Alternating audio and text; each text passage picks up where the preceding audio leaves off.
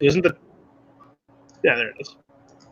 Hello and welcome to the Students of S.H.I.E.L.D. weekly review podcast.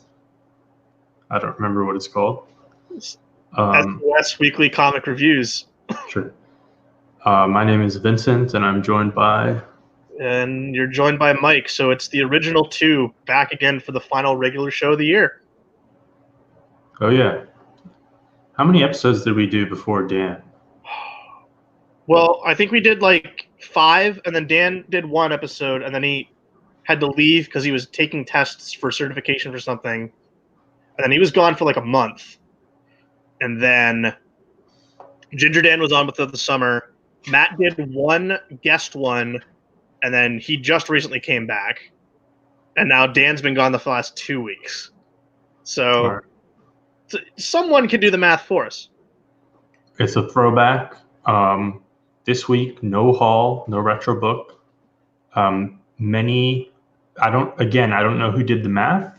I'm not sure if anyone actually did, but both retailers, publisher marketing teams, and the press have decided that this may have been the biggest week of the year in terms of new periodical comic book releases. And especially, I think, not necessarily biggest on quantity, but biggest on profile releases. And we will talk about some of those on the show. There are several conclusions for blockbuster books and also a few launch first issues and stuff like that. So kind of a big deal week, and we will dive into that on the show. And because of that, we have no retro book and no haul segment. And we discussed at the end of last episode that not this one, but the following episode, we're still figuring out the exact format, but it's going to be some kind of year-end review show. So we'll talk about probably mostly focused on comic books, but our favorite writers, our favorite artists who stood out, and our favorite books and stuff like that. And then we'll also, because it'll be after Christmas, most likely, we may pull out the haul segment once more, and we will talk about at least one comic book in full, and that'll be our retro book. And for that retro book, it'll be the one that we talked about that we teased last episode, I believe, and that'll be Action Comics Weekly, whatever number. 600 something. Yeah, tune into the end of last week to see a little bit more on what we're planning. Let's say in terms of releases, I think the week of San Diego was bigger in terms of quantity. This is the second biggest show of rundowns we're doing since we started doing this. But in terms of notoriety, I think it breaks it because DC alone has 3 very high-profile conclusions of big-name creators. So without further ado, let's jump right into it. Amazing Spider-Man Volume 5, number 36, Nick Spencer, Oscar Balzadua. This is still picking up with the current 2099 stuff that isn't really involving 2099. We're not going to cover 2099 Omega. I flipped through it and could not find any reason for why we should be talking about it alongside this. The Spider-Man of 2099 doesn't even appear in this issue, if I can remember it correctly, but the whole issue is Pete still inside the outcomes machine that his classmate made, trying to fake out Dr. Doom, and basically he kind of Doctor Stranges it, or sees all the different versions of how he'll lose and has to find out how he can win. So he works out all the different versions and ways for how to win. He eventually figures it out, and he's able to beat Dr. Doom and turn his sights on Symkaria, and we see the new Symkaria head go into like Silver Sable's hospital bed and gloat to her, and we're also getting the tease that Chameleon's still going to be around. I thought this was fine. Like I said, this story arc still has not been great. I think there's too much going on, but I will say Oscar Balzadua's art looks very rushed here. There's hardly any backgrounds. It's a lot of just like static, simple color backgrounds here. A lot of the time, Spider-Man's face looks unfinished, where it's like the webs are they're not fully done. You can kind of tell. And I think that's because, like, with the advent of moving stuff up, I think that's what happened this week. But I thought, like, it was a fine issue, but I'm ready for this story arc to be over and we can go back to other things. Yeah, I have pretty much one-to-one thoughts on this. The art was really iffy, lacking detail, has to be due to the schedule. I mean, that not even just rushing Oscar Bizaljo being on this book at all is due to the schedule. Yeah. This is supposed to be the Ryan Ottley and Pat Gleason book. And there's some fun moments and some speculation moments. Mephisto gets a few references here, which is always funny in a Spider-Man book, in an ironic meta way. I actually like this arc, but like on the cover, it's 2099 is in trouble, and this is supposed to be the 2099 arc. This Right. issue has, again, besides like 3 pages of Miguel doing nonsense, which we still don't understand. This has nothing to do with 2099. Yeah. It's just like a Doctor Doom story, which I guess leads to 2099 and all that bullshit. But I would have been okay with, oh, here's fake Doctor Doom assassination and Teresa and Chameleon involved and Symkaria, and just got all this 2099 shit out of here. Yeah, it is what it is. I'm waiting to see what he's going to do with Chameleon, and I guess he's kind of positioning his Chameleon to his next big thing. But also, we still have the stuff with Kingpin and Boomerang that I'd like to get back to. We haven't gone back to that for what feels like forever because this 2099 stuff started. And well, first Absolute Carnage started, and then this started. Yeah. Well, I mean, we've much earlier on in the run, we praised how Spencer has multiple balls in the air and stuff like that. Because there's lots of stuff here. I mean, there's whatever the next thing with Norman Osborn, and there's obviously whenever MJ gets back from her movie, which I'm not 100% sure how that may change because that series was extended from a miniseries, but we'll see. I know Matt is going to continue reading that. Well, it's the issue that will conclude the filming of the movie and her coming back to New York. So. Yeah. All right. Angel number 8, Brian Hill, Gleb Melnikov, Spike and Gunn are on the run from Wolfram and Hart as they're kind of like running and chasing them with kind of like sniper assassins. They end up taking shelter in Angel's house as Spike alludes to Angel's past to Gunn, going, "Hey, he's not everything you know he is," because they find a picture of Angelus like hanging on a wall somewhere. Meanwhile, Fred's being captured by Lila and forced to talk to like this giant demon. He looks like the devil, but it's just like a giant demon. With like tempting offers to join them. Spike and Gunn do rescue here after they raid Angel's weapons cabinet. And since Angel's in hell, there's no one to protect Los Angeles. So Spike's just like, hey, you guys are with me now. So it's going to be Spike leading Fred and Gunn with kind of Lilith in the background. I liked this. I thought it was fun to immediately pull in Spike in this book. He was a big highlight of the 5th season of the show because he was a main cast regular in that, coming over from Buffy, starting as a ghost and then becoming real again. As Angel and Spike have that kind of rivalry between them. But yeah, Brian Hill gets Spike really, really well. So I kind of hope he sticks around longer than just the duration of this crossover.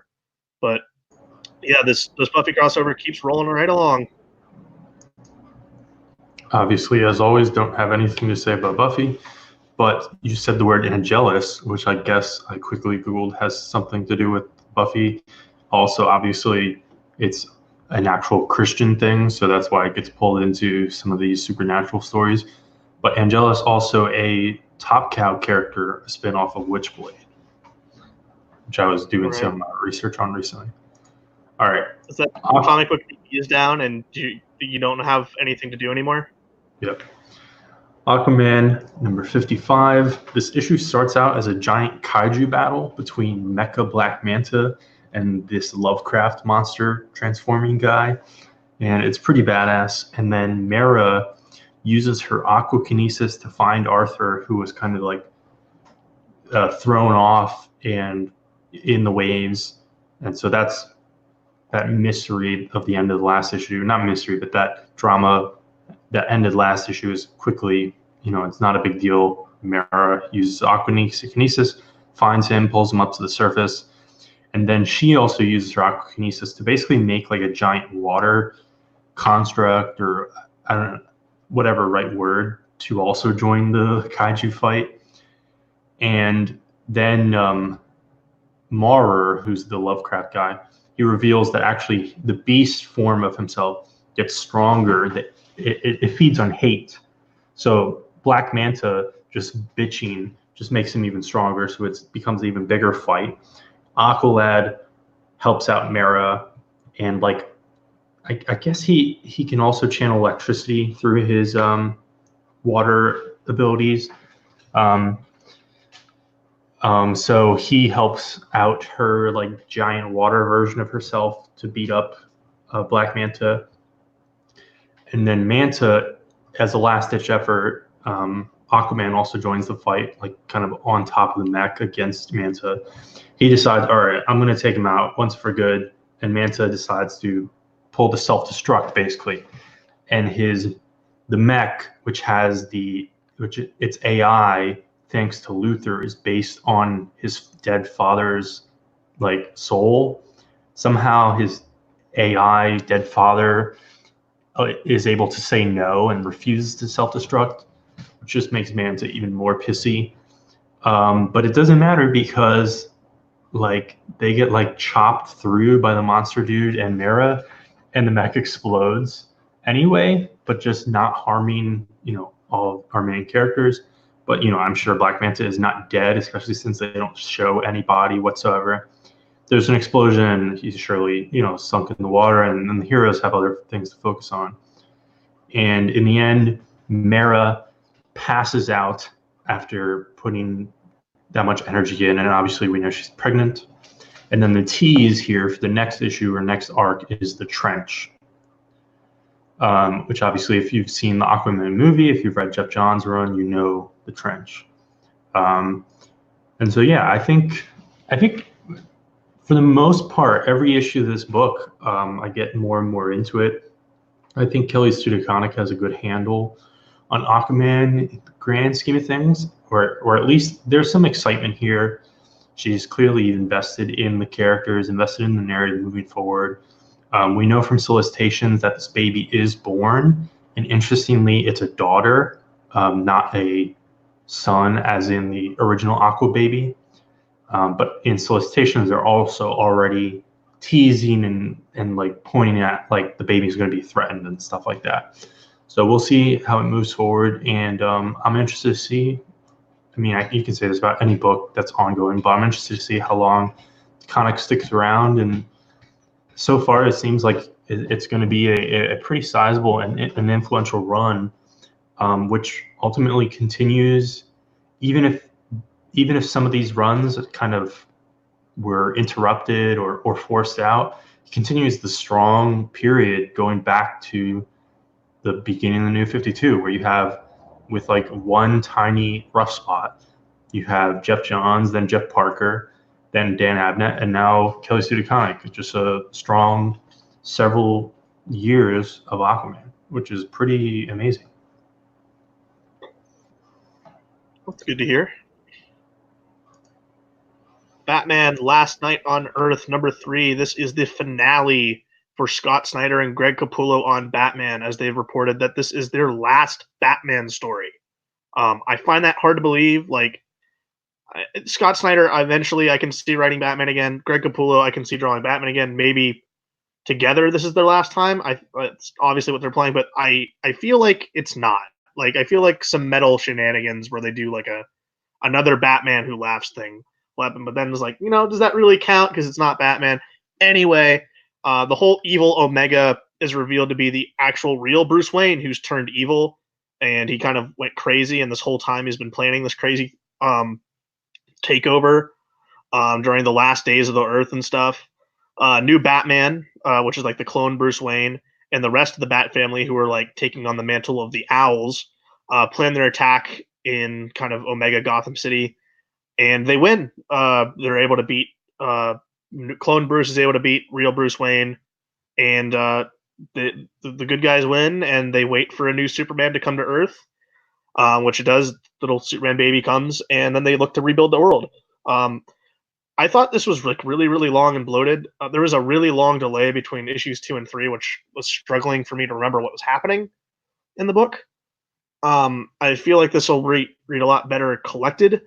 I still wasn't a huge fan of the story. I think evil Batman is a concept that's been pretty played out recently, and I don't need to see it anymore. Especially, I mean, I'll talk a lot more when I get to the next Batman book, but especially having it be evil Bruce Wayne is also just more like to me. They had Kevin Conroy play future old Bruce Wayne on the Crisis crossover, and kind of the same deal. It's revealed that he went crazy and he's been killing all of his villains, and he killed that world Superman. I was like, what a waste on Kevin Conroy, and for them to take the real Bruce Wayne in their final Batman story and make him evil, I thought was like kind of I thought it was a little bit of a letdown. Greg Capullo's art was amazing, and I just also happy to kind of say that I don't know if anyone was following on Twitter that Scott Snyder's youngest son had to have like a pretty big operation due to a health scare.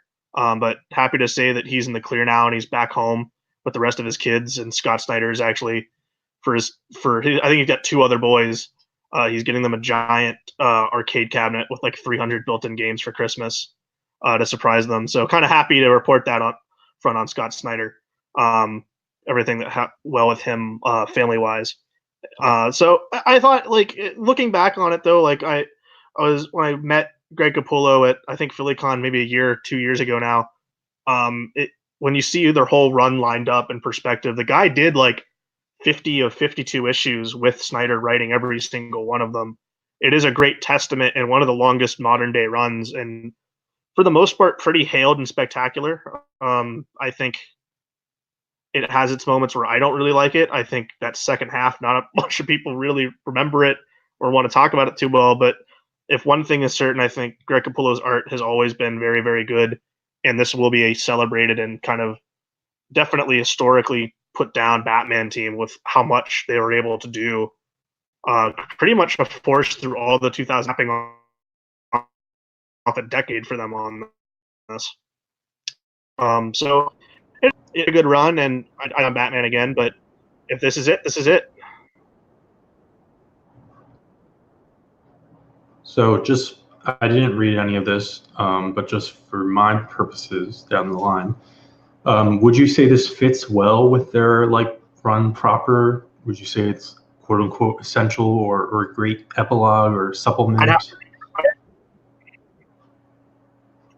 No, it's kind of like a future once in future their entire run. Again, really see how it lines up because it's of Snyder and Capullo's run on Batman.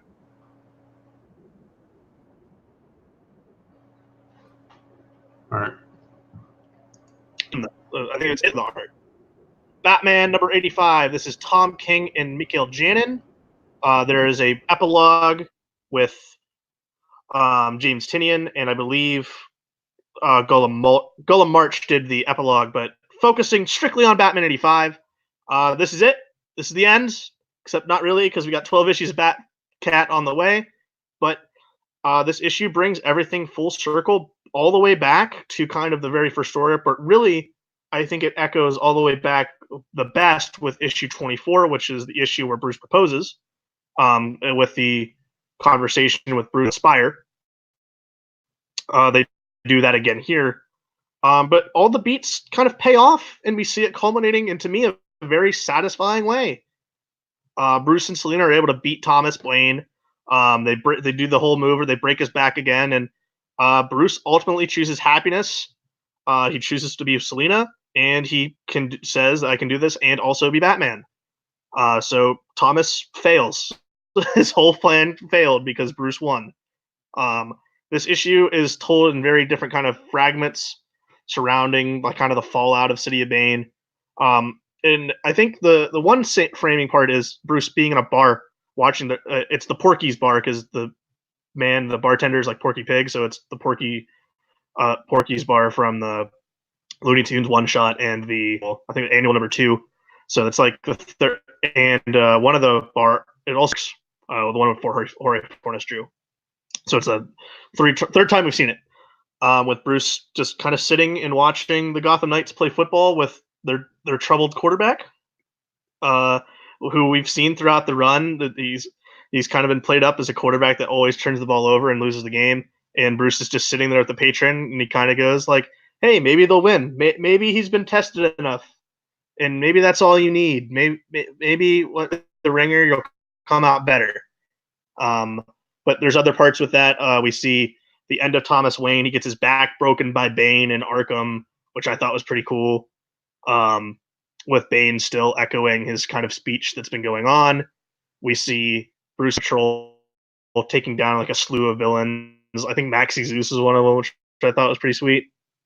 And they eventually they go up to the rooftop and wait for the mayor to stumble out of the bar, but they're caught up with them to do that. But they do wake up the next morning in bed together, both wearing rings. And you know what?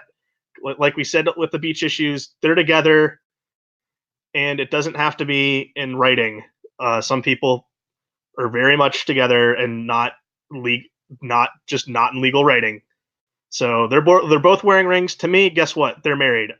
Good enough for me.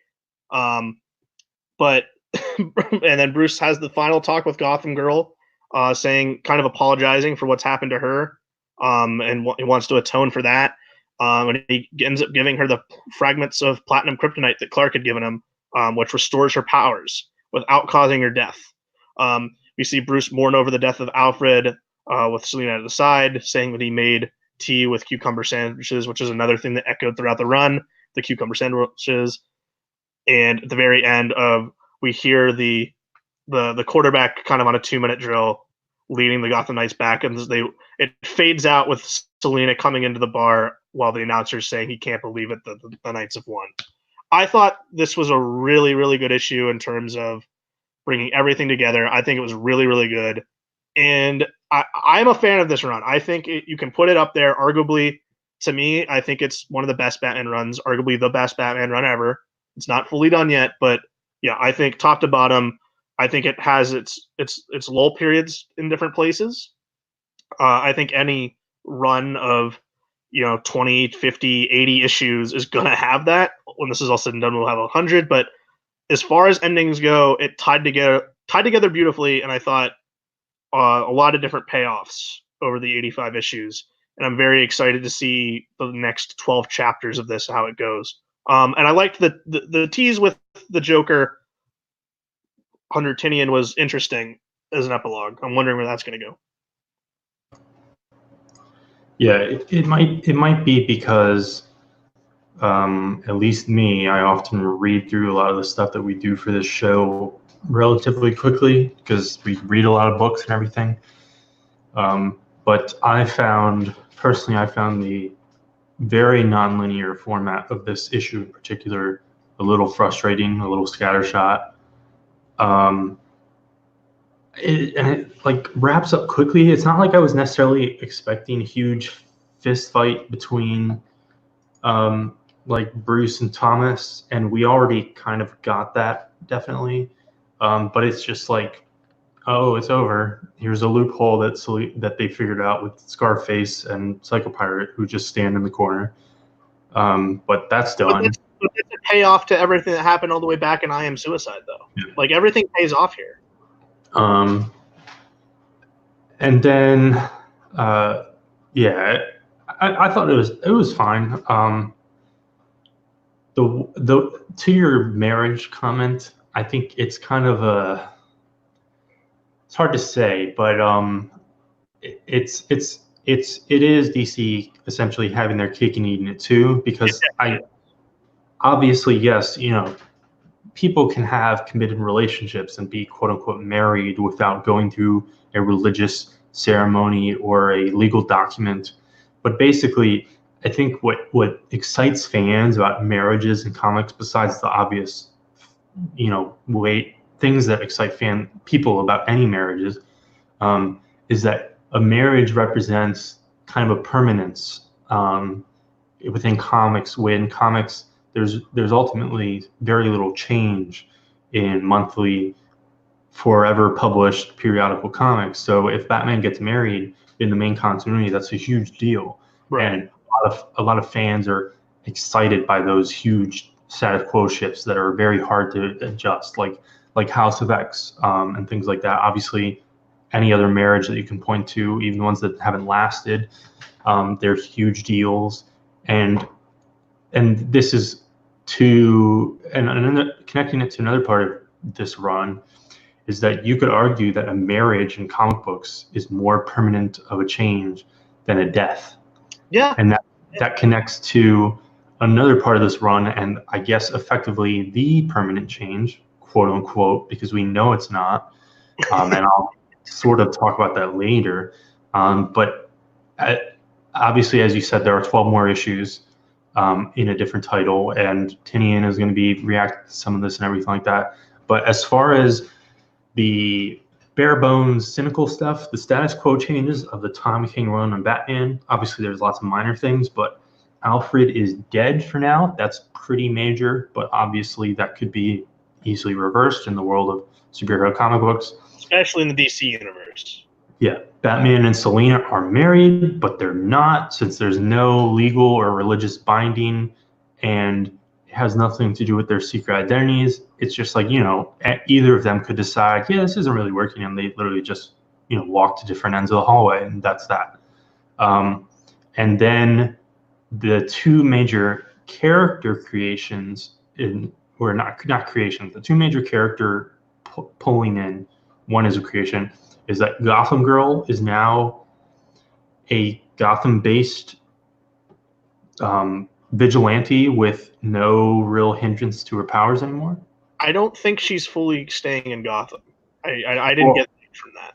Yeah, well, I don't know what she's doing. I just threw that out as an assumption, but it'd be interesting to see if anyone ever used, how if at all, other writers and maybe Tom King on other things will use Gotham Girl. Though I think it would be, from what I know from her narrative, it's probably fine if she doesn't show up again. I don't think she needs to. I don't think she needs to either, but I'd like to see her. I thought she was a pretty cool character. And then the other thing is that Arkham, we got that Arkham scene with Bane, but Thomas Wayne, Earth, whatever, Flashpoint, Batman, is still in this continuity on this Earth. I got the hint that Bane killed him when he broke his back. Okay, well, that's one interpretation. That was one interpretation I had. Yeah, I would prefer that. But even if that's Tom King's intention, it's not like there's a caption Thomas Wayne is dead. And again, even if there was a caption Thomas Wayne is dead, as I said with Alfred, it doesn't mean shit. So it actually it's a similar situation as Secret Empire Captain America. Very similar to that, because I just read that and it's fresh in my mind. Yeah, it ends with kind of Hydra Cap still being locked under lock and key, but that guy whispers Heil Hydra to him, so we'll see him again. We just don't know when. And that's my question with Flashpoint Batman, Thomas Wayne. But then even if it's hard to say, because if you bring back Flashpoint Batman and he's just like in his Batman suit and annoying Bruce, kind of denigrates a little bit of the momentum and the finale of this run. And I think you could say the same thing to an extent about bringing back Gotham Girl and just having her, like if she joins the Suicide Squad or some shit. Yeah. But we'll be interested to see how those two characters are treated. And then personally, I think you can set the timer now. It could be the next run. It could be 20 years from now, but Alfred will be back from the dead, and Bruce and Catwoman will not be quote unquote married for the rest of DC's publishing. Yeah, it to me it kind of proved that they're together. Like the beach stuff said, to me they're together. The fact that DC enough went and at least is letting them go through with it. It's them having their cake and eating it too, but I think it's still a big deal for them to even go, fine, he can be with her. Yeah. For them to definitively say, okay, at least for this portion, he can be with her, I think that is still a big deal. Because for some reason, Batman can never have a spouse, except like the Earth 2 Batman. I mean, it's an interesting status quo for sure going forward, no matter how long it lasts. And I'm very interested to see, um, and especially, I mean, we might not see a ton of it until after Batcat is done, and then who knows how Batcat finishes. But very interested to see how other writers handle this relationship. I mean, we haven't really seen Catwoman much at all in Tomasi's run, and obviously Tinian's run is about to start. And then we pretty much know that Tinian's run is only lasting like 15 issues, which in DC time is like half a year. So then wherever that goes, be interesting to see how Catwoman plays in. And obviously she as well still has her ongoing series. Right. And we'll see. Interesting to see how Jordy, sorry, not Jordy, who's writing Joel Jones. Yeah, Joel Jones. I was like, that's Jordy Blair. I'm interested to see how Joel Jones tackles that. I feel like that Catwoman book has kind of been lost in the shuffle ever since it kind of started, which is disappointing. Because the bits of what I've read about it, I do like. But yeah, I'm happy. At least I'm content with it. I think I can set this up like Morrison. Those are my favorite. This and Morrison are my favorites right now as far as long runs on Batman. And then I am interested to see what they do with Batcat because we have Phantasm coming in. Which, by the way, I think this week is the anniversary of that film's release because it released in December. I think it was a Christmas release. So yeah, I'm interested to see what happens. So Clayman and Tom King, they're not fully done yet with Batman. We got 12 more issues. But Daredevil, number 15, Chip Zdarsky, Marco Cicchetto, and Francisco Mobili. So same team as last time. Daredevil Elektra are paying a visit to that governor to find out why he made the call to the cops. The kitchen is off limits. And the governor reveals that it's all due to the Stromwinds, these kind of rich socialites that we've seen the Kingpin interacting with throughout the run. And we learn they control the news, they control the cops, and they control the local government. And Fisk is meeting with them after he killed one of their friends in their house when they had that dinner, and he's going to be punished for it since he killed the man in the Stromwinds' home, which brought cops around asking questions. So to teach him a lesson, they surround and just beat him down with like these kind of armored up soldiers and throw him out a window, and they call the paramedics, and like the way that's going to look is they're going to make it look like some sort of horrible accident, and then knowing that they've now instilled fear in Wilson Fisk again, and they beat him now, which is kind of a huge thing for the Kingpin, thinking that, oh, since he's the mayor of New York, he thinks he has all the power, but really, no, there's these two other people do. I thought that was a really cool, interesting way to go. And Dee and Elektra escape the governor's mansion by stealing a Ferrari, and they drive it all the way out to like the woods where the coast is clear, and then they proceed to just get down on the hood of that Ferrari at the end of the run. So this is the third time I think Matt Murdock's shacking up with someone in this run. So I think the joke right now is that, well, Chip Zdarsky can definitely write Daredevil, and no good can come from this. But still, consistently, the art's great. It's weird how little he's been in the suit. He hasn't been in the traditional Daredevil costume since like the 4th issue of the series. He's been running around in like different kind of makeshift like black garb that kind of echoes the Netflix show because he's still not ready to be Daredevil again. He doesn't want to be Daredevil again, kind of the thing that he's going along with here. He wants to be better than Daredevil. So still really, really good. The Wilson Fisk stuff in this is fantastic. So I can't wait to see how this run continues to evolve here. Cool. Now we've got another huge book to talk about. Doomsday Clock number 12 came out. We were recording on Friday night, came out on Wednesday, of course. Number 11 came out September 4th. I just note that, and that is not remotely the largest gap between issues. So the last issue ended with Superman and Dr. Manhattan finally confronting each other, the thing that this entire series was teased with. And this issue, they stare each other down, and then their encounter is immediately interrupted by various foreign superheroes interrupting and trying to apprehend Superman because it's tied to whatever bullshit B plot. There's the whole like Superman theory or Superman problem, whatever. It's like some false flag bullshit. Firestorm is involved, and it's like the resurrection of the Cold War.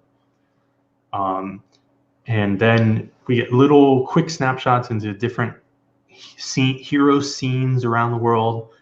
There's this, I think it's a little cringy. Someone might think it's irrelevant. There's an Australian hero, which is quickly referenced, and apparently his old tweets that espouse conservative opinions were dug up by citizens, and so he got shit for that. And then Netanyahu of Israel wants Black Adam to go back to Kahndaq. Too on the nose for me. And then we have a still alive Alfred confronting Rorschach 2, or whatever you want to call this imposter Jeff Johns character. It tries to get him to put it back on the mask. And Superman basically is like, hey, Dr. Manhattan, I'm getting the shit beaten out of me, and also I guess there are innocent bystanders getting messed up in the chaos. You should help me out. And that causes Dr. Manhattan to eventually snap and maybe break the multiverse. So not this series, this moment is sort of maybe a crisis in a way. And the main thing that I want to point out in this double-sized, anticipated, heavily delayed issue is that Gary Frank, due to this Dr. Manhattan snap reset moment, Gary Frank gets paid for nearly 3 completely blank pages. When you add it up, there's 2 entirely blank pages. One is one giant blank panel. I mean, not blank, black. So the colorist was at least doing arguably some work. And then there's a 9-panel grid page, but every panel is entirely black. And then the 2 pages on either side, a third of them, 3 panels out of 9, are entirely black for the most part. And I talked about when issue 11 came out. I want to point out, while we're at the finale, that number 1 came out in November 2017. And so the metaverse restarts from Dr. Manhattan, and then it's Dr. Manhattan explaining Jeff Johns' point, I guess, that Superman is the locus of all realities. You see the rocket land in different places, in different times, and it always leads to the heroes or something like that, even though in a lot of timelines he's not remotely the first hero. So then it posits that there's a domino effect. So if the JSA exists, because people may recall that Dr. Manhattan, one of the things he toyed with was Alan Scott's Lantern, and so when he toyed with it sometimes, and within the main Flashpoint, Alan Scott never became Green Lantern, and maybe even got ran over by a train or some shit. So this book says if the JSA exists, that causes Clark Kent as a younger man to be Superboy. And so if JSA exists, then Clark Kent Superboy exists, and in turn, if Clark Kent Superboy exists, the Legion exists. Which is it's a slightly interesting idea, but of course that's all it's a continuity, just clusterfuck. And Johnny Thunder, who was teased way back in Rebirth, he realizes, hey, oh yeah, I became the Thunderbolt in the old continuity, so he turns back into the actual Thunderbolt.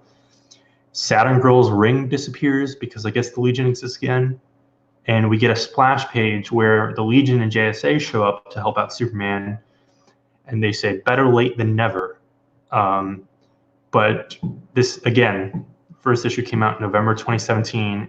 Originally, it was supposed to be monthly, and it was supposed to come out monthly because the main continuity was supposed to catch up to it. It's basically like 52.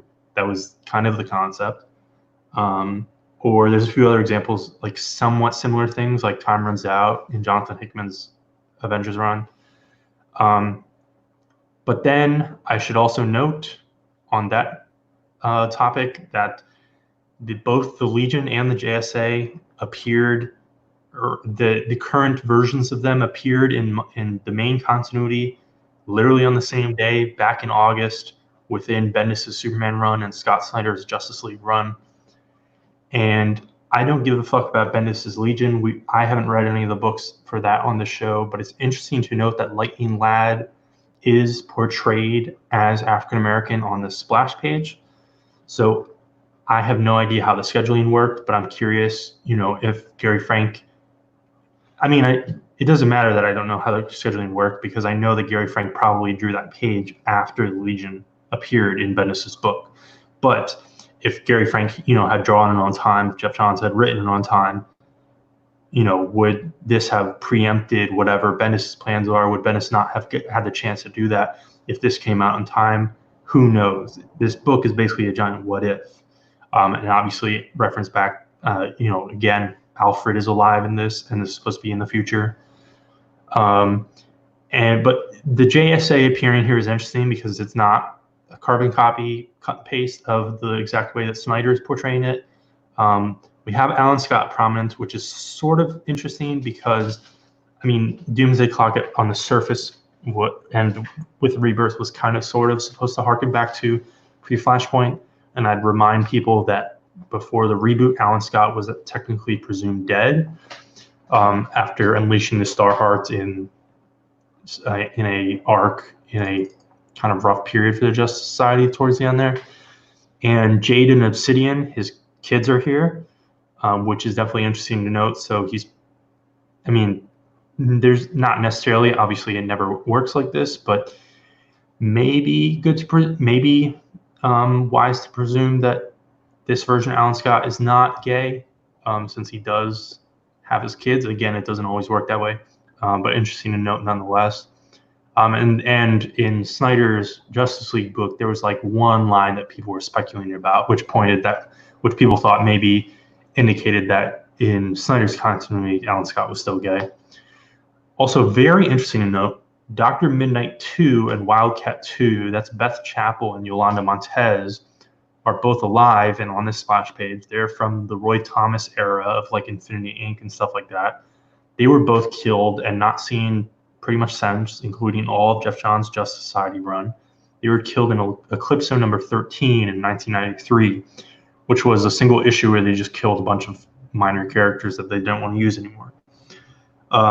And then it's like, all right, we already got that Superman is like this major part of the multiverse. Also, the origin of Barry Allen somehow like kickstarted the actual multiverse. So I guess before Barry Allen gets his powers, there's not a multiverse and it's just a universe. And then we get a quick snap of Earth 2, including a Wonder Woman on that Earth.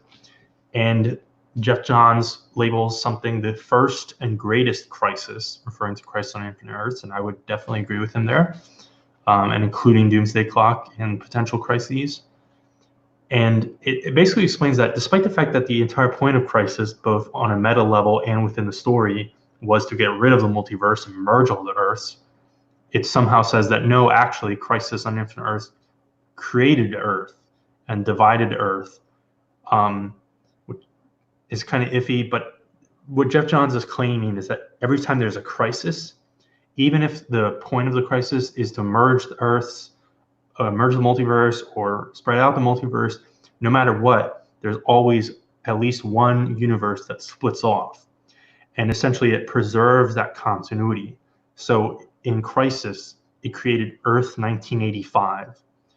And so there's a pre-Flashpoint Earth, there's a pre-Zero Hour Earth.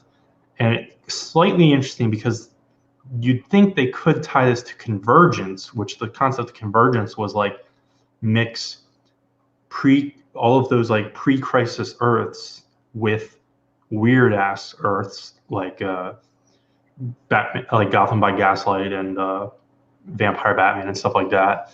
But obviously there's no convergence reference here. And there's even like, I guess there's a reference to an Earth 52. And you see, it's a small panel, but you see a huge collar on Superman. So I guess the Rebirth one shot also split, like when Wally came back or something. So there is a Earth where it's the New 52 continuity. even though we're still in the New 52 continuity. And then it gets into this like future fanfic area where it's like, all right, all those crises do this weird thing. In 2020, Superman's timeline is going to be bombarded by the old gods. And obviously 2020 is literally next year, and we know that these issues were written and drawn later due to the delays. So I think that might actually be whatever Scott Snyder and Greg Capullo are doing next, or at least Scott Snyder, maybe. Obviously, the old gods, that kind of seems like it could be the follow-up to the Justice League run, to Metal and stuff like that. And then we start getting into stuff that, like, this shit's not happening. This is just Jeff Johns, like, pulling shit out of his ass, writing fanfic. It's like when Bendis in his Avengers runs would, like, put up a chalkboard and be like, here's a bunch of shit that's going to happen. And, like, 2 of them would happen, and everything else bullshit. In July...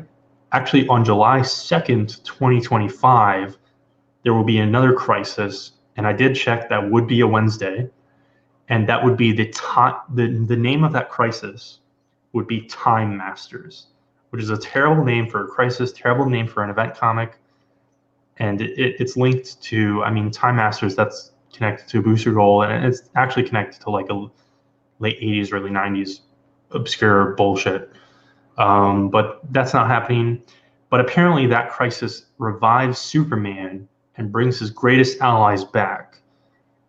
And there's like JSA members on the page, but we literally just saw JSA members on this page already. But on this splash page, it's interesting to note just a few minor things. Wonder Woman is wearing pants. She does not wear pants in current continuity. Donna Troy is back in like a red kind of costume, like close to her original Wonder Girl. Wally has gold trim on his costume instead of silver. Post Rebirth, Wally West, and like in Flash Forward right now, he has silver trim, but here he has gold and the boots, but he still has the stupid chopped mask. He's got the kid mask. Yeah. Also, Batgirl is wearing like a super traditional Barbara Gordon costume on this splash page. And Nubia and Batwing are very prominent on the splash page. And blah, blah, blah, Jeff Johns, bubblegum shit. Hope is the North Star of the multiverse. And I keep saying multiverse, but really the word that he's using most is metaverse. It's basically like Grant Morrison, Mark Waid, hyper time, but baby mode, like nostalgia, jerk off Jeff Johns version. And then the craziest thing is that the term 5G is used, which is like this crazy like fan speculation theory that Bleeding Cool was running a story about every single day. But this claims that Earth 5G is born in 2026, and on that Earth, Superman has to find Bruce Wayne's daughter to save Bruce Wayne's son. And then in 2030, there's the Secret Crisis, which involves Superman versus Thor, and Hulk saves the day. And then there's just like, it just keeps going. There's more like meta fanfic garbage. And it keeps going into the future. And then it's explained that eventually, once Superman's timeline converges with the Legion's timeline, humanity catches up to the ideals of Superman and the superhero concept. And then we get back to the actual main story of Doomsday Clock, which is, I don't know what's worse. It turns out this entire thing was Ozymandias' plan, who then gets shot by Comedian out of nowhere, who then gets shot by Lex Luthor out of nowhere. And then Rorschach 2, like, at first seems to want to save Ozymandias, but then he wants to he does want to save him so he can put him on trial. And the Mime folks, I forget their names, Mime and Mime Girl, I believe they're staying in the main DC timeline. So that was a fear that a lot of people had, like, oh no, Rorschach is going to be stuck at the end of this book, and so now we're going to have to deal with Rorschach all the time. But Mime and Mime Girl are here. And Bruce Wayne, Batman, has Rorschach's journal in his Batcave from now on, in a case. And the best part of this, Ma and Pa Kent are back. picked up at the airport by Clark and Lois, and then Dr. Manhattan like goes back to the Watchmen Earth and finds some kid, like a baby out of nowhere. I think he abducts the mime and mime girl's baby, and then the baby like knocks on some girl's door, or not the baby, the grown-up kid knocks on some girl's door. He has a little Dr. Manhattan logo on his face, but he's not blue, and he introduces his name as Clark, and that's the final page of this book. And I don't know. I don't like this. It doesn't seem to have. It didn't shake anything within the main universe. As I said, JSA and the Legion, they're already back. They're already shitty versions, and they're not going to let Jeff Johns write either of those books. And this entire series was supposed to take place 12 months after the main universe. Main universe is not going to catch up to this. Alfred is dead. Lex Luthor went crazy with all this Perpetua thing and became Apex Lex, and is probably going to have some kind of major smackdown in the next issue of that book.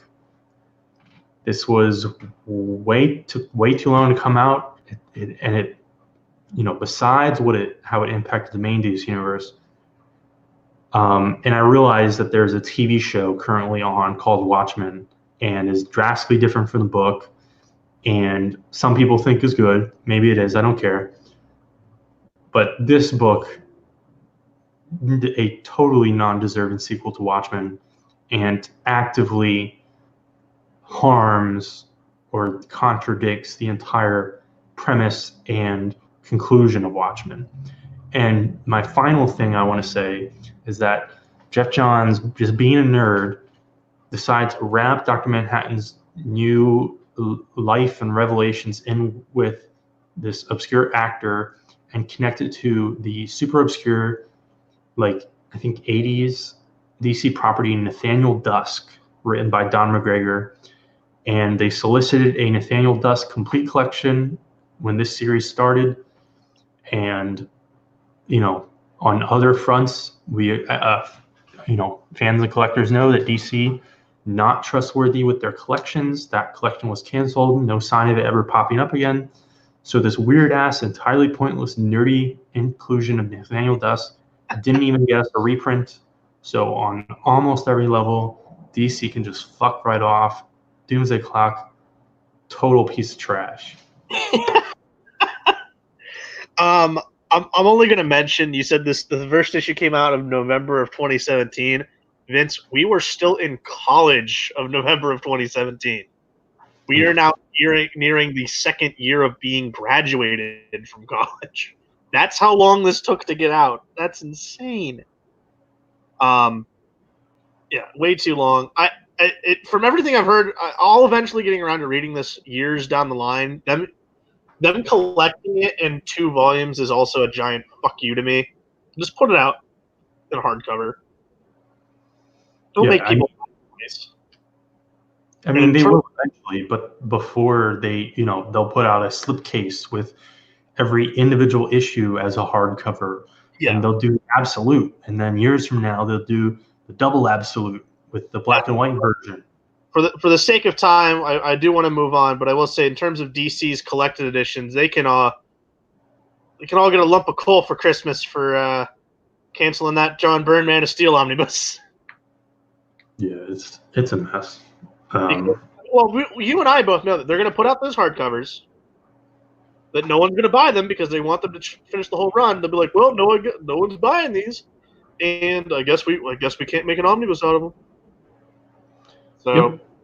So just release. People will buy it if you put it out. Marvel does the opposite. They put out the omnibus first and then break it down. It's retarded. I mean, Marvel has various methods, but they put stuff out. Yeah. All right. Family Tree. All right. Family Tree. This is the Jeff Lemire, Phil Hester book with the tree infection condition stuff. So the dead father, these kids' father, turns out he was a tree man too. and like had fully developed into a tree. And we see this in a year ago flashback with the grandfather defending him. They're in a hotel room and there's some attackers come up on them, but they don't want to injure the tree guy, which is interesting to note. But then he dies anyways. And then in the present, it's the grandpa having his daughter-in-law and grandchildren, trying to save them, and they're on the run now. And we get a tease that the grandfather's hand is his son and the kid's father. I thought this issue, like, it's definitely like a middle issue. Like, not much plot goes on. There's not even world building, but they develop the backstory through like half or more of this issue being flashback. There's not a ton of characterization or anything like that. It's really an in-between building issue. It's a number 2. So I'm interested to see where it goes from here. I think number 3 will pick things back up. And it's a very interesting premise, and the art as well is really carrying me along. So I'm still in, and I still enjoyed this issue. Yeah, definitely. Phil Hester, seeing him do an action sequence, oh, it's so good, man. It's so good. And yeah, the premise of the story is very interesting, intrigues me. I can't wait to see what happens next. Yep. Now, History of the Marvel Universe number 6. I'll try and keep this relatively quickly. I don't remember precisely and didn't feel like checking where we left off last issue. I think this mostly lines up, but we pick up with Marvel Now, I guess. So it's basically the Hickman Avengers run. We get Infinity, we get Kamala Khan's origin, Original Sin, and all of that mess. Jane Thor, Sam Cap, Superior Spider-Man, and Spider-Verse. So I talked about how last issue, we got like Dan Slott's like entire run in like a giant splash page. Dan Slott has now had 2 giant splash pages in this book. When we jumped, like as I pointed out, we jumped like 25 years in Spider-Man history or something like that. So I mean those are blockbuster stories, whatever. Secret Wars, and then there's a splash page which I'm gonna joke and say this is the SJW Marvel page. I'm joking, but that's what people would tease it for. We see the champions, we see Miles and Gwen with greater focus on the main universe. The other Gwenpool is in History of the Marvel Universe, for better or worse. And then Inhumans versus X-Men, Secret Empire, and then we're basically in the present with Dan Slott's Avengers Jason Aaron's Avengers and Dan Slott's Fantastic Four. And then War of the Realms, House of X, and then some future teases. And this goes back to Doomsday Clock. These never line up fully, but we do see some things. There's something called the Age of Khonshu, which may be related to Serpent War, which is like that Conan crosser, which Moon Knight is in for no reason. The half-breed who like unites the universe, that's definitely referring to Hulkling and probably what's coming in incoming, which I think is next week, maybe, and we'll probably talk about that in a delayed fashion. The King in Black, we see him right there. That's Null. That's whatever Donny Cates' next big event will be. The Outlaw Generation, that's book's already announced. Outlawed. They're going to outlaw teenage superheroes because it worked so great with adult superheroes the last time. There's one panel, the wedding of Tony Stark and Emma Frost, which boils my blood. And I don't see how that could work now. Like, that's just so... There's no way it can. Yeah, there's just no way. First of all, they have like no history with each other whatsoever. I don't even, I mean, I know like on paper it's like, oh, jerk rich dude and snobby like chick, maybe they, perfect match. But I don't think they would actually get along. And also, she's entirely tied in with the Hickman House of X status quo, and he doesn't exist right now. I mean, we'll see what Iron Man 2020 gets, but Iron Man continuity technically revealed like pretty much this week, I believe, in a book we didn't read, is like technically very confusing right now. And then there's some alternate futures back to the actual like History of Marvel Universe format where we see Days of Future Past, 2099, Deathlock, Machine Man, Kill Raven, Future Imperfect, The Guardians of the Galaxy. And then we get another, similar to Doomsday Clock, we get another splash page with all the heroes. And what's interesting is that the caption on this page is, with great power, there must also come great responsibility, which, to be fair, Spider-Man is the largest character on this page. He's Marvel's largest character. But I think it's slightly weird to take Spider-Man's motto and transplant it onto the Marvel Universe as a whole. But it's an interesting splash, again, in terms of continuity, because it seems like it's like 90% current stuff. But I think the point of it, at least on some level, is that it's supposed to be like highlights through time, similar to the entire premise of Here's from Marvel Universe. There's some very current stuff. We see Betsy with her pink hair as Captain Britain. We see Jean in her Back to Marvel Girl. We see Mark Waid's own version of Doctor Strange and Cosmic Ghost Riders on this page. But there's also stuff that is either super soon to be outdated or is kind of sort of outdated. Actually, I think all of these are about to change like in 2 weeks. But Gold Arm, Jason Aaron Thor is here. Thor #1 comes out like in January. BDSM Namor is here. I think that's going away with Atlantis Attacks. Spider-Woman is like 2 costumes behind. She's actually out of date because as of Strike Force, which is about as new as House of X, it's older than House of X. She's back in her original costume, and then we know very shortly in like early spring, she's going to be in a 3rd costume. But then what I don't think it's supposed to be all current, because there's a few examples with some throwback flavor, which you really have to be looking for them with your magnifying glass, but they throw it off.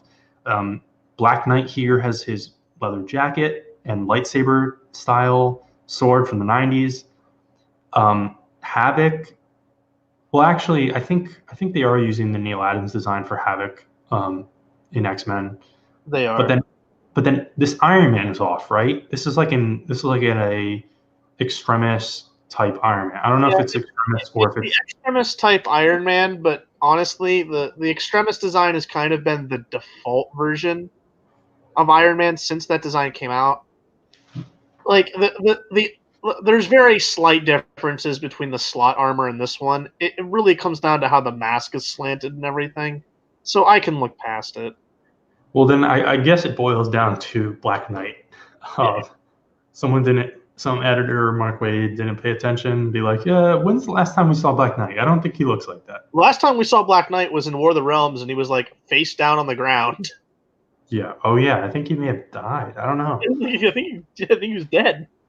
I think this splash page would have been more effective as a collage through time. Yeah, so, like, that would be cooler.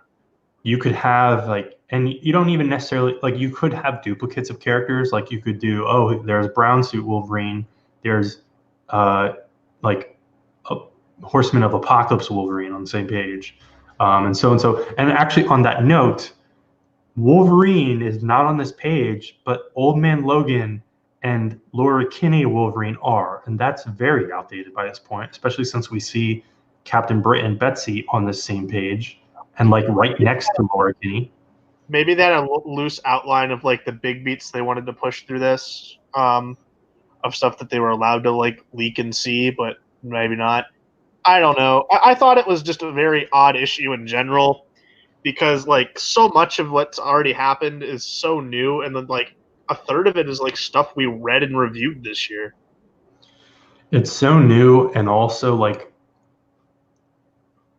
half of this book is like, yeah, I don't like that. I don't like that. Like original, like Original Sin and stories like that, and major parts of like Aaron Thor and some of the Captain America stuff, Secret Empire, which I know you just read and like. I just read all of Spencer's run on Captain America, and I think it's really, really good. I think it's the best run since Brubaker's. There's also Inhumans versus X-Men gets a splash page here. Yeah, that. So, there was like a page where like, yeah, nothing was good for the X-Men in this 10-year period. Yeah. Um, so this is a weird finale to go out on. And like also this issue, I think more than any one except for maybe the first one, had a lot of pages with Galactus and Franklin, and I Yeah. don't give a fuck. I like I would have 110% preferred that was literally not a single part of this entire book. Yeah. Like I don't I, even need a framing device. it I was don't weird even need a how framing they had device. Just go through this. they had a whole appendix in the back of like stuff they couldn't get to, and like I said, that's where like Young Avengers and Scott Lang Ant-Man were, and I was like, you missed some major stuff that should have been in here. That's all I'm saying. Yeah, it was strange, and honestly, like this last issue, I'm like, do I need the collection? I don't know. Maybe I should just hit the back issue bins and grab like those like first 4 issues. First 5. I mean, even if, I mean 4 ultimately. Like the last one I was iffy on too. Like that was basically Bendis, That was the all of our childhood as readers. history of the Bendis universe. Um, yeah, You're right. yeah. All the art's still cool, obviously. Yeah. Speaking of a book where the art was pretty cool, Chip Zdarsky, Carlos Magno, Butch Geis on The Invaders, the final issue.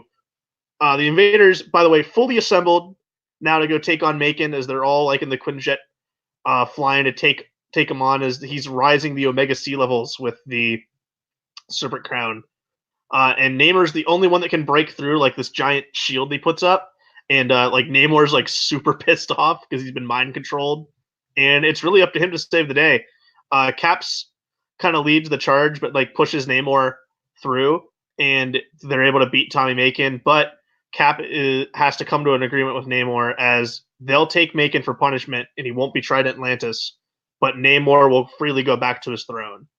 But he did want Macon to go back to Atlantis to be tried and punished for his crimes back there. But that's the way they had to do this with the kind of what's happened with all of them. The ending of the book, Torch, Bucky, and Cap are kind of in an epilogue at a bar over a few drinks, and despite all that has happened, they say that Namor will still always be an invader, and Namor sits on top of his throne, kind of plotting his next move. So Namor's pretty much redeemed here, which I liked, and I liked how Namor ended up being the hero at the end of it, which I thought was pretty cool. I like the series a lot. Vince, you missed the last couple of issues, but I think this is pretty good. There was no like next Atlantis attacks in this book, so I'm guessing this leads to this, but I don't. There was no tease for it here, unless I completely missed it. Yeah, I think that's more flowing out of Agents of Atlas than Invaders. But By the way, the Torch is back in his like regular. He looks better now. He looks like the way he should look. okay, good. That is very important. He's like back in like regular street clothes by the end of this. All right. I mean, it's only going to be 2 trades, so I'll check it out eventually. It's kind of interesting that this Invaders book is shorter than James Robinson's All New Invaders, which, you know, no one remembers. But on to another big book from DC this week.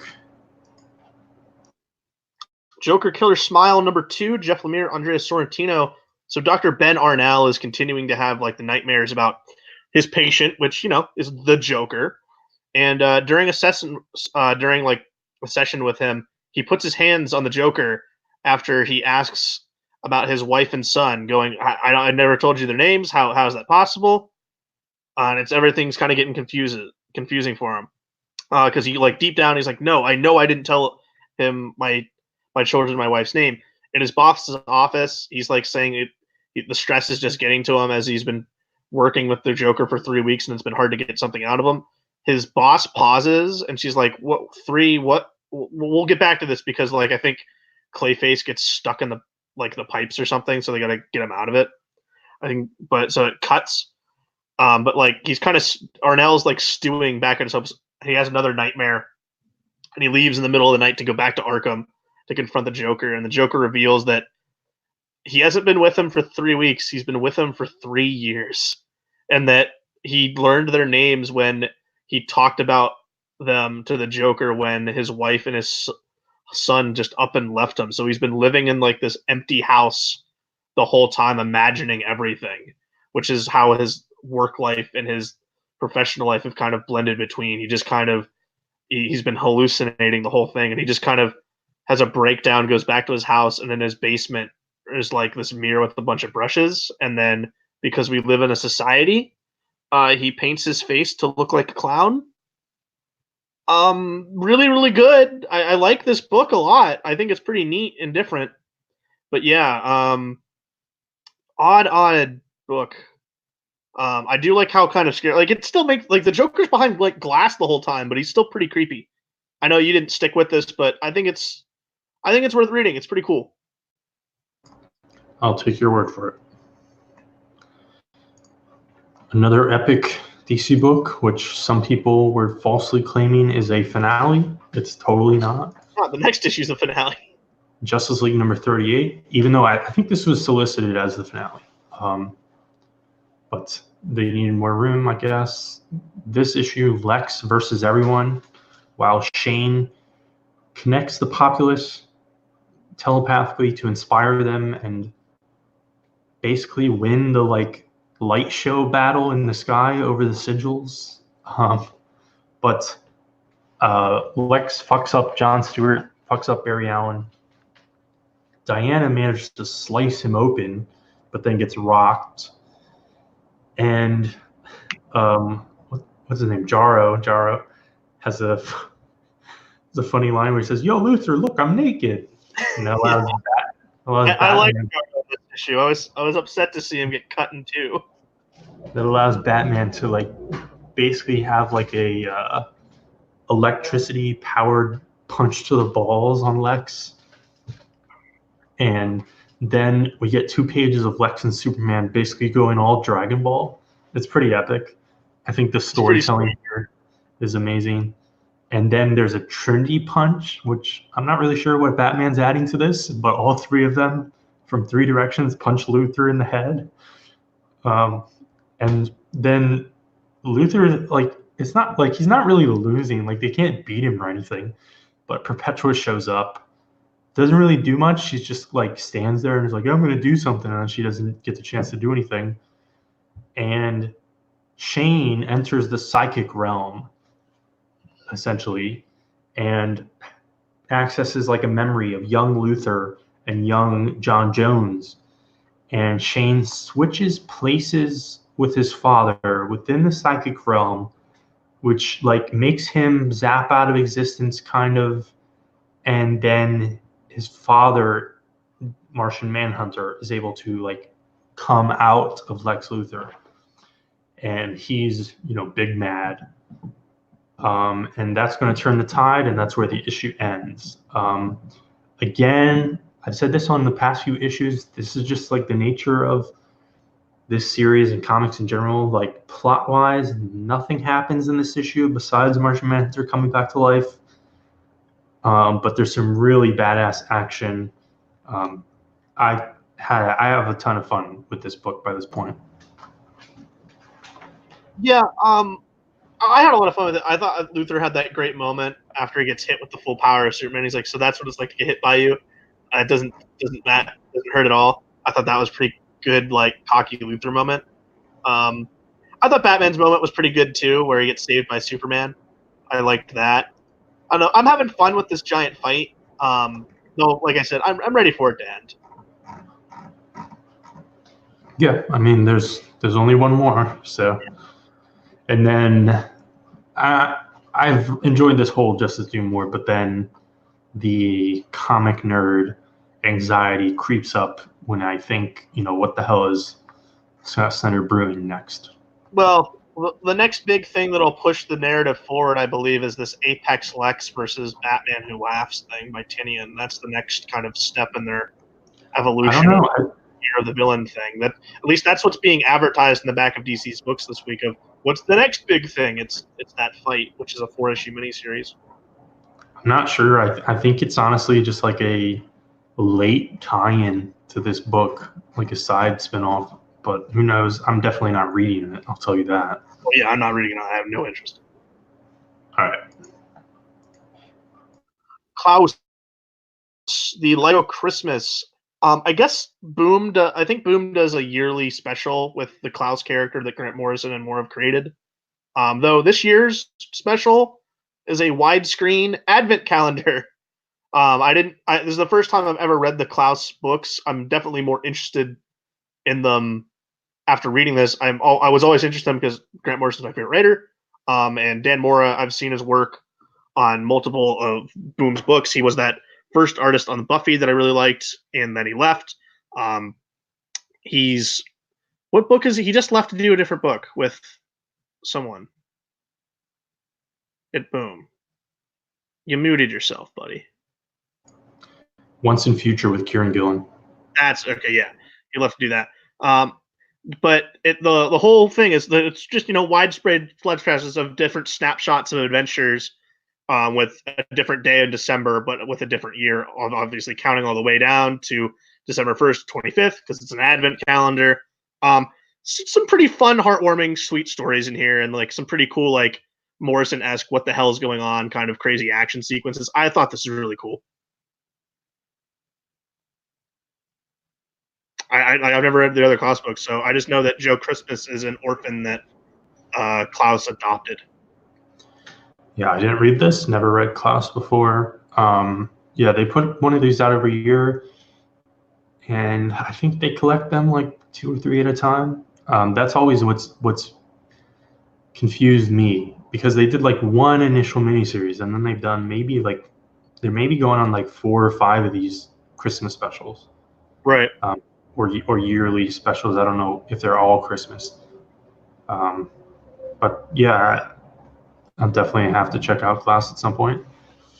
I will say the hardcover that they put out of that first collection is beautiful. It's got like the gold trimmed pages and makes it look like old, like really, really nice leather bound family heirloom type of a book. All right, now we're moving into X-Men Corner. As we know, almost every week or a lot of weeks now, we're going to be getting 4 books, which is scary. We've already dropped one of the books, but this week we were not lucky, and we ended up reading 4 of them.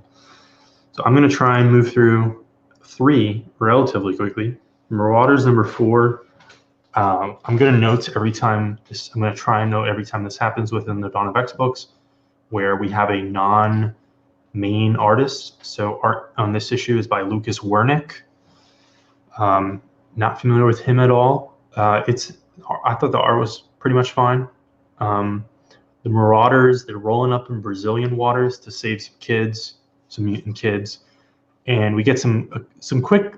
There's like a 2-page pirate sequence essentially, where the Marauder ship rolls up on some other ships, and Pyro just like emits a mountain of flames, and then Storm to save the kids. But they were also blasting Journeys any way you wanted. Yeah. Storm just totally fries a soldier with some lightning, and then Kitty and Bishop go off to save the husband of an anti-mutant leader, but the husband is a pro-mutant cultist. And there are some Lady Deathstrike type chicks who show up to try and stop them. And Kitty gets her nose busted again. And they basically show up to this rally and expose this woman. And this woman, in desperation, in frustration, turns to essentially the anti-Hellfire Club. And this was a spin-off version of the Hellfire Club from Jason Aaron's X-Men run. So these are not new characters, which is interesting to point out, as well as in several other books we are getting new foes with this new status quo. So that's the Marauders' next thing to deal with, and I think we still have to get back to whatever Bishop was trying to get done eventually. I think this was kind of transition issue, and obviously, as I said, the art was not top of the line, but I enjoyed this issue, enjoying this series. I like this issue a lot. I thought the action with Kitty was great, with Bishop. I liked the beginning with the journey moment. I thought that was pretty funny. Yeah, I think this is one of the issues. I was like, wow, this everything I like about this book is really really good. I'll just come out and say it now. We're in full. I enjoyed every single X-Men book this week. So yeah, I'm on the same boat with you there. Excalibur number 4, Gambit. They're in London now because Captain Britain is going to meet with the Queen, even though she doesn't. But while she's showing up and people are waiting, Gambit kind of like just starts like attacking a crowd. It's kind of weird, and he's joined by Jubilee and Richter for half a moment. And Betsy basically announces you get a roll credits moment where she officially labels her group Excalibur because she had to through some kind of paperwork with the Queen. And we quickly see that Megan brings herself and her daughter to Krakoa, and there's some quick drama with Jamie Braddock, which doesn't really go anywhere. And then Richter and Gambit, on behalf of Apocalypse, go mining to find special magic crystals, and they run into druids. And Gambit may have fallen to his death, not. That's the little tease for next issue. And then it turns out that when Shogo transformed into a dragon within other realm and breathed fire, that like damaged its reality, and it has unleashed mythical creatures into the main reality. So Britain is being overrun by griffins and harpies and whatever the hell else. And this is explained by snooty British wizards who are basically from the like ancient wizard cult that Apocalypse was once connected to, but they have broken off from him and are kind of anti-mutant now. And in the very end, Apocalypse seems to half wake up a rogue. I thought this was a functional issue. This is one of the issues where it was the main artist. The art looks good. The writing for this book flows along. It's good. All the characterization is still good. It was cool to see Richter more involved. I guess he's going to be a full member of this book. That's pretty much all I have to say. Yeah, I enjoyed to see Richter. Big fan of him from the Peter David X Factor days. I didn't know it was him in that costume though. I'd never seen him in that costume before. I don't know where he had it, or that's a brand new costume for him. Though I think this was more of the building issue because it was like a long sit down conversation. Not much action really happened at all in it. But now I do like the direction of this team. I like that it's more kind of away from the rest of the other stuff, but the stuff they're dealing with is a lot more. It is still kind of interesting, though. The stuff with them in the shipping supplies thing, I was like, why isn't this a Marauders thing? That was kind of my takeaway. I was like, this all seems like something that the Marauders should be dealing with. Yep. All right, New Mutants number 4. This is another fill-in artist, Marco Failla, instead of Rod Reese, the usual artist. So the captors that have grabbed Armor and Glob and Beacon and Angel and their family, they're from a country which we are shown it's a fictional country in Central America, south of Mexico, that was ravaged by a disease. And a big pharma company wanted like tons of money for the cure that they had developed. And so it's blah blah blah. Here's my backstory. Here's my tragic backstory. This is why I'm a villain. But then, oh yeah, we don't want to make a deal with Charles Xavier for the cure, which has few strings attached besides saying Krakoa exists, and we're not going to fuck up with mutants, because actually he's a drug pusher. So does he ultimately care that much about his people and his country? No. And Armor eventually basically ends up folding because she wants Angel and Beak's kids to eat. And she does that just as Boom Boom sets out to find them. And Angel causes a scramble while they're eating, and guns are fired. And we see these two new characters. I forget their names because they don't really matter. Maxime and something else with an M. Maxime, yeah. Massim or something. we see them use their powers, which are like they're basically empaths, but they're like emotional manipulation and stuff. Um, and this is everything goes crazy just as Boom Boom makes a badass entrance. Kind of playing some of the same notes as Kitty Pryde right now, where she shows up, causes a huge explosion, and then takes a swig of some whiskey. Um, I felt this issue, I pretty much loved everything in it. I thought the art, despite not being the main artist or even the artist on last issue, I believe, I thought the art was still, it was fine. I think so far, all the X-Men books, none of the fill-ins have been, like, they've all been on a strong level. Whereas Amazing Spider-Man, which we talked about at the very, very top of the show, that issue was rough. None of these X-Men fill-ins have been on that level yet. I loved everything in this issue, but at the same time, this is decompressed because, like, we were expecting Boom Boom to realize what's going on and show up and all the main action to go down in this issue. But now, ultimately, this is going to be a 3-issue mini arc to deal with this stuff. I would have liked it to move a little bit faster, especially since these books are coming out so damn fast anyway. I use that to actually get some storytelling done, but I loved it. Yeah, I liked it though. The rules that the Quiet Council has placed of kill no man, those two, the two twin mutants, both those guns are pointed at the heads of each other. So how does that work? I mean, yeah, I guess we haven't gotten any like explicit moments, but obviously, as we get to the next book, I mean, it isn't killing anyone, but she's fucking them up pretty good. yeah. But the next book, we'll see. We don't see anything on page and stuff like that, but I'm assuming in the next book we'll probably have some humans die at some point. And on that note, so X-Force, Volume 6, Number 4. The Quiet Council is gathering to discuss the purpose of X-Force and what the roles and morals will be. They akin themselves to like the mutant version of the CIA, but they want to have very clear differences to the CIA and Notion because there's been things with the CIA in the past that have been very kind of gray and muddy. Xavier instead kind of reckons them as Hercules and Athena, brawn and wisdom. Forge creates some new weaponry from Domino, kind of like out of her for her new like tree arm from Krakoa. She can make like weapons out of it, which is pretty cool. Also, in case so you can shut up complaining about it. They have a giant vat of antimant. They have a giant vat of adamantium that they can use for whenever they need to bring Wolverine back. So stop complaining. That's the way around it. Also, Wolverine wants Forge to make him some new weapon out of that adamantium as well.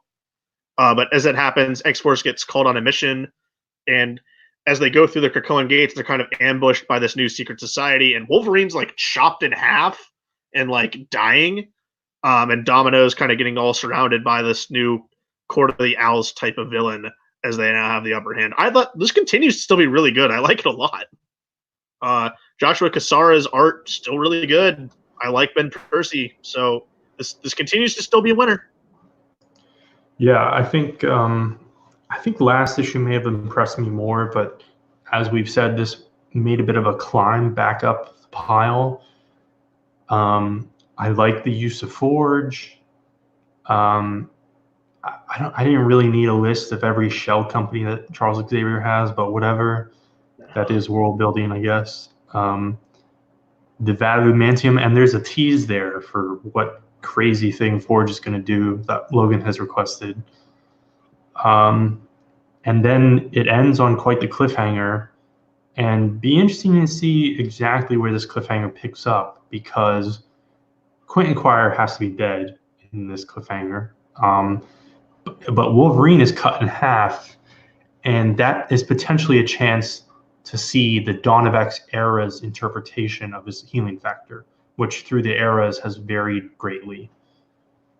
And actually, I think we may have already seen like some insane feat from him already in Dawn of X, but it'd be interesting to see. Holes by all of them in the first issue, and he came back and like slaughtered all of them. Yeah.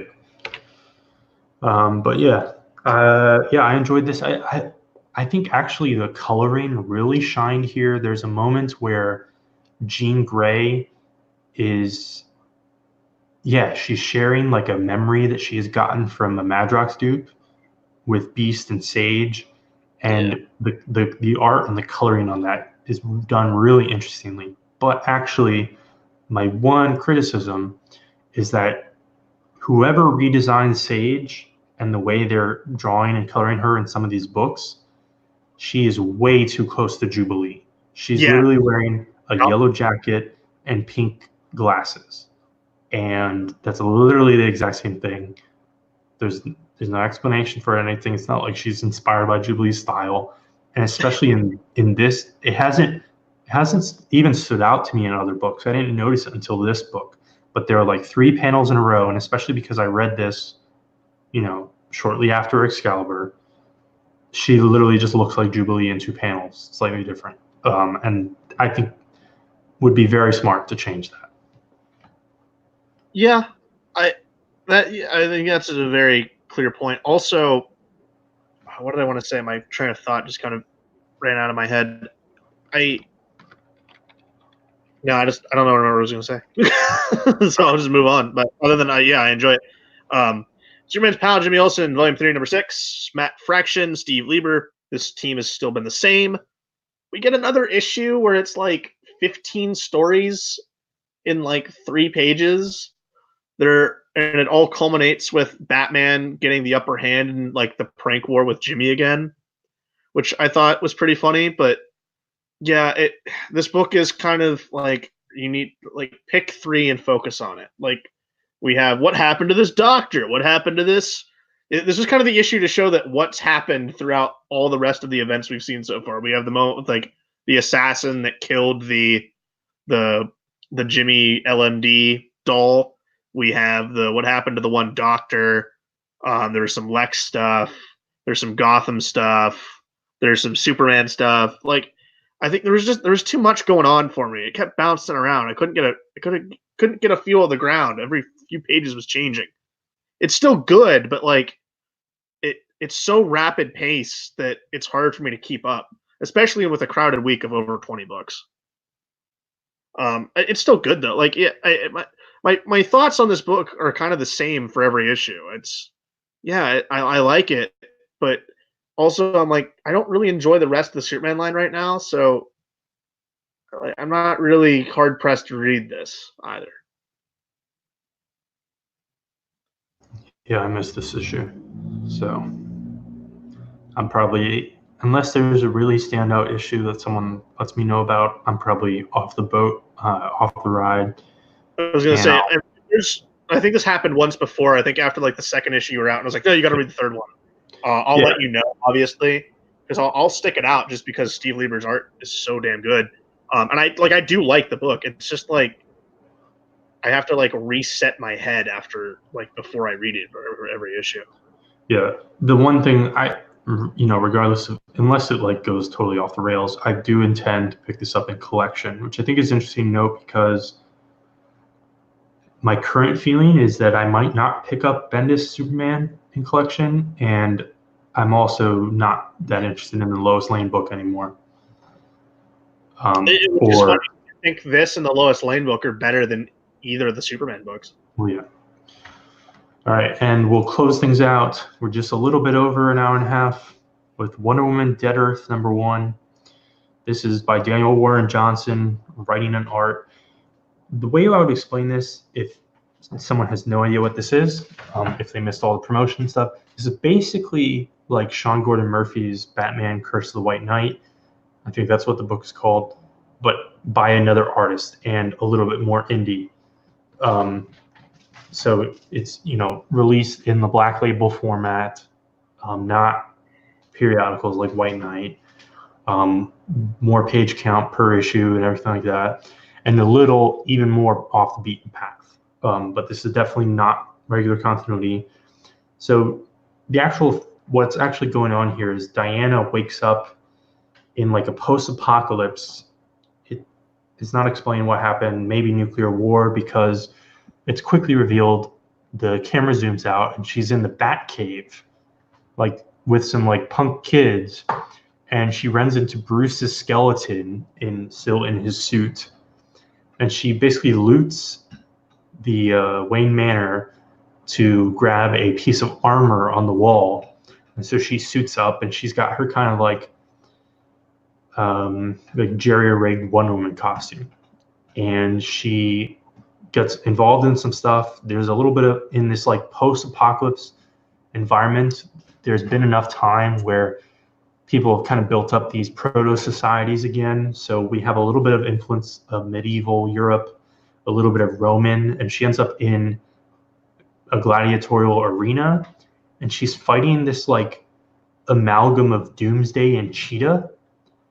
It's basically Cheetah, but like huge, really stocky, with like the weird Doomsday crystals around the jaw, and one of her arms is a cheetah mouth as well.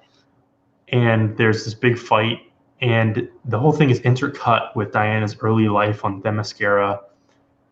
Slight differences and stuff, but there's like reference to being formed from clay and training when she's young. And then there's like a giant horde of creatures that attack, and Diana helps everyone defend. And then Cheetah wants to kill the one dude, and Diana stops her. And then the book kind of ends with Diana saying, "Yeah, I'm going to take you all to Themyscira." Besides that obvious, exactly what I just said, I'm not really sure where this book is going. I purely checked this out for the art. I think Daniel Warren Johnson, a really, really cool artist that has really exploded kind of on social media and the indie scene within the past year and a half or so. He got a lot of buzz while doing a lot of really cool fan art. He's done some really cool like Akira pieces and a lot of major superheroes, but also around one of the festivals, I think around SPX, he basically did a whole one-shot, which he called Old Man Skywalker, which is slightly timely to bring up, where basically he was stealing like the dumb old man concept, that titling concept that Marvel's using for Logan, Hawkeye, Quill, and it was just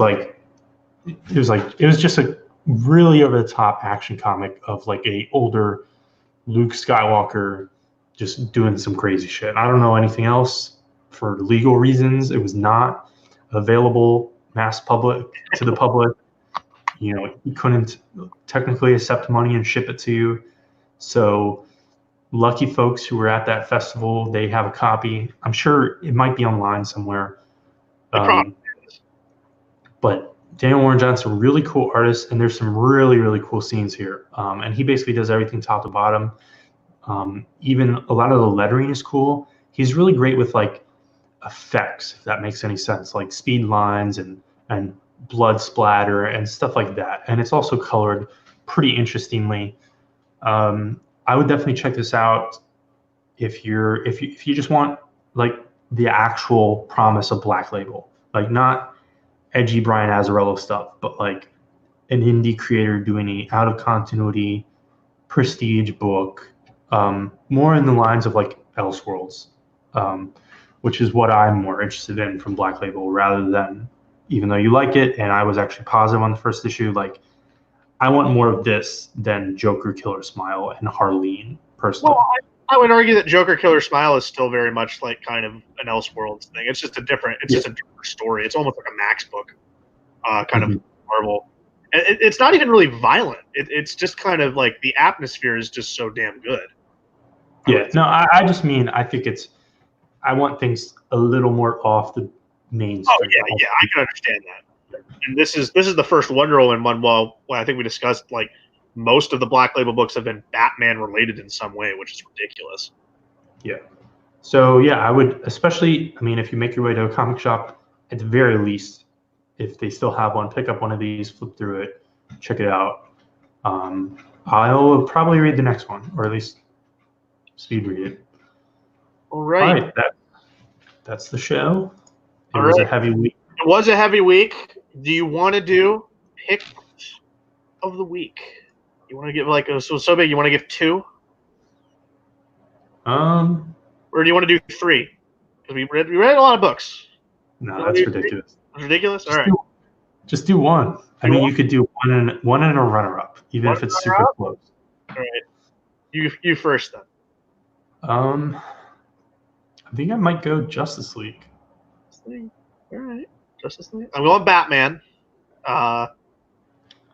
Unsurprisingly, going Batman. And I'm gonna go. I'm gonna go X Force again as my runner-up. Yeah, I think my runner-up probably X Force. Nice. It's not my bottom of the barrel is Doomsday Clock.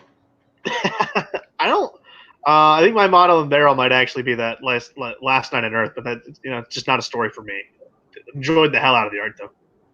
Yep. All right, thanks for watching. Happy holidays. Yep. Get and I guess safe wherever your travels take you. On a certain level, maybe this is end of season 1, even though we promise we're not going to do any stupid naming conventions, or at least it's funny. With the audio version, it does give me the option to say what season the show is. I'm like, no, it's just don't do that. But definitely tune in. It should be next week where we will have a totally different format, but still part of the show. Hopefully, we'll have our other 2 frequent hosts on, and it'll be a lot of fun. Yes. So bye-bye. Thanks. Bye.